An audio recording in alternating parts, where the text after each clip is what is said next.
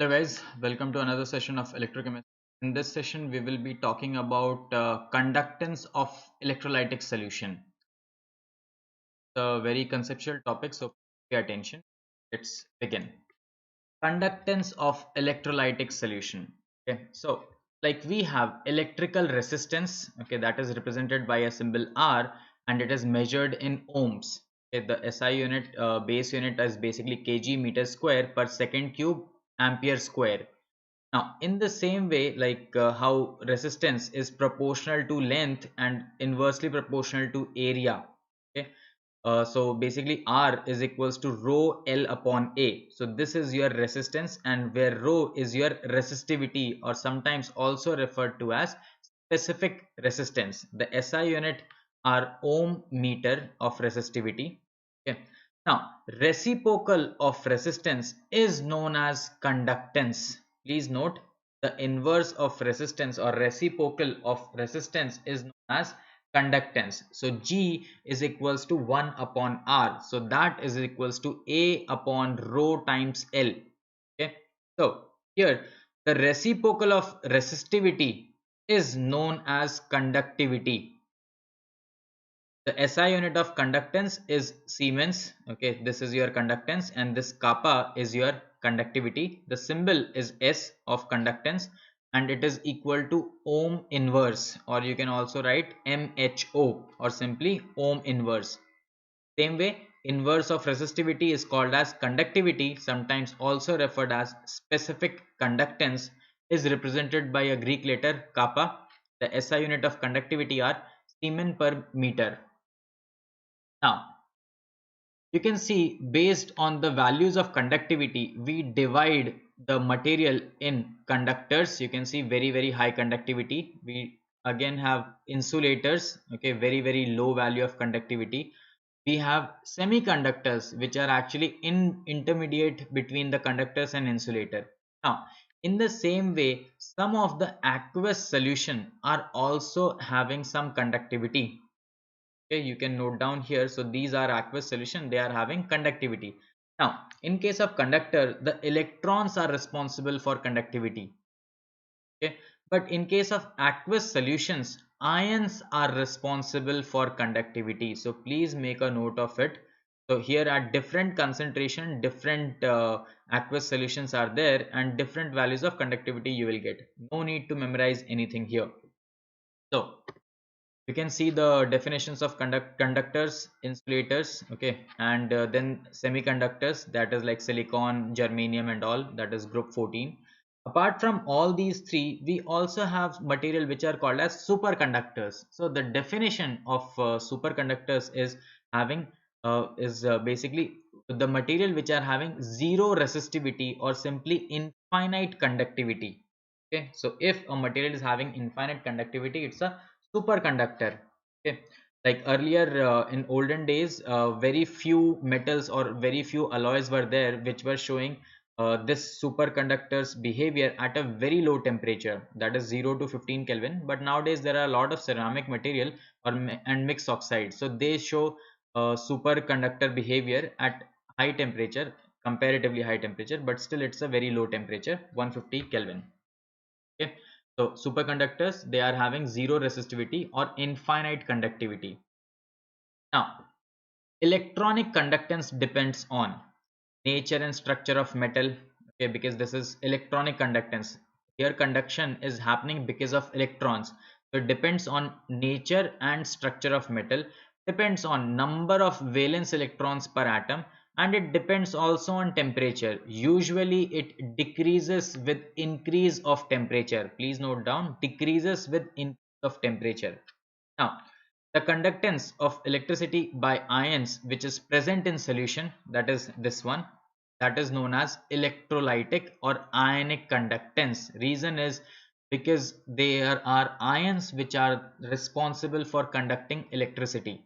Okay, so the conductivity of ionic solution or electrolytic solution depends on nature of electrolyte that is added, size of the ion produced and their solvation, the nature of solvent and its viscosity, concentration of electrolyte, more concentration, low concentration, temperature. Now here is the difference. It increases with increase in temperature. Okay, so it depends on the temperature as well.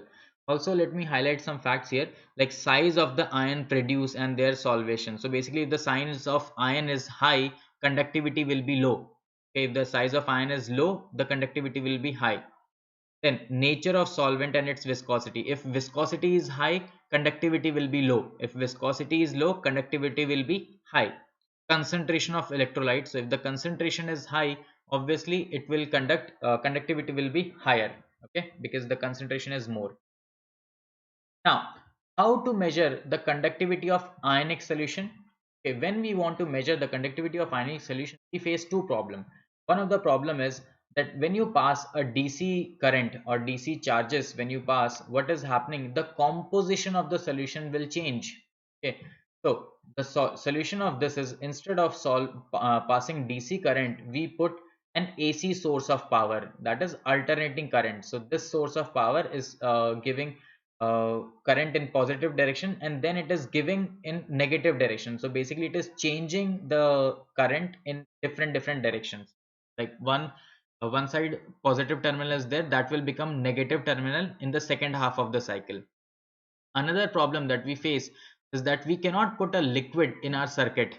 Okay, so we solve this problem by making a specially designed vessel that is known as conductivity cell. So here is the example of conductivity cell. One is horizontal conductivity cell, this is the vertical conductivity cell.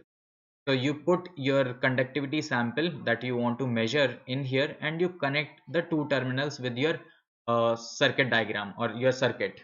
Okay, now here we see the quantity L by A is known as cell constant. Okay, since we are using a conductivity cell, the quantity L and A remains constant. That is the length between the two plates.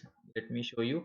From this plate, this electrode plate, and this electrode plate, the length will be L and area of cross section will be A. So since this quantity is constant and it depends on the cell, we call this quantity as cell constant. It is represented by the symbol G star. Okay, it depends on the distance between the electrode and the area of cross section. So simply G star is equals to L upon A. Okay, so that will be equals to simply R into kappa. Okay, where R is your resistance. Okay, now you can see different concentrations here. Okay, in moles per liter, moles per meter cube, and the different values of conductivity that you might get, and molar conductivity. So how to measure the resistance, or how to measure the conductivity or conductance? What we do, we use the concept of Wheatstone bridge. Okay, Wheatstone bridge is this setup, a very special setup. Like what is happening in Wheatstone bridge? If R2 upon R4 is equals to R1 by R3, then we call that the Wheatstone bridge is in balanced condition. In balanced condition, this here, that is the branch P, you can put a galvanometer and you see that there is no current passing through this detector or this galvanometer. Okay, so when you pass current through here, if it's a balanced Wheatstone bridge, the current goes in the upper branch and it comes down like this, also lower branch, and comes down like this, but there is no current in this part of the circuit.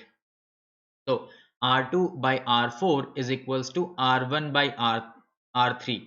So if you want to put R4 on the other side, you simply know your unknown resistance R2, that is R1 R4 upon R3. So if you know the value of your resistance, if you know the value of your resistance, you can simply, and G star is constant, obviously kappa, that is your conductivity, can be calculated. So kappa is cell constant upon R, which is G star upon R. Resistance is known, cell constant is known. Hence, you can easily find out your conductivity. Now, conductivity value is actually not that important. Okay, basically what happens at different concentration, it changes. Okay, so the conductivity of the solution of different electrolyte in the same solvent and at different temperature differs due to charge, size of ion in which they dissociate. Okay, So the concentration of ion and ease with which the ion move under a potential gradient. So what we are much more interested in, apart from this kappa, we are more interested in molar conductivity. So molar conductivity is defined as conductivity of the solution per mole, okay, and is denoted by lambda m. So lambda m, molar conductivity, is equals to kappa upon C, where kappa is expressed in Siemens per meter and concentration C is expressed in moles per meter cube. So you can see the units of lambda m are Siemens meter square mole inverse. And that's it from my side. Okay, so thanks a lot, guys. Let's see each other in class. Bye bye.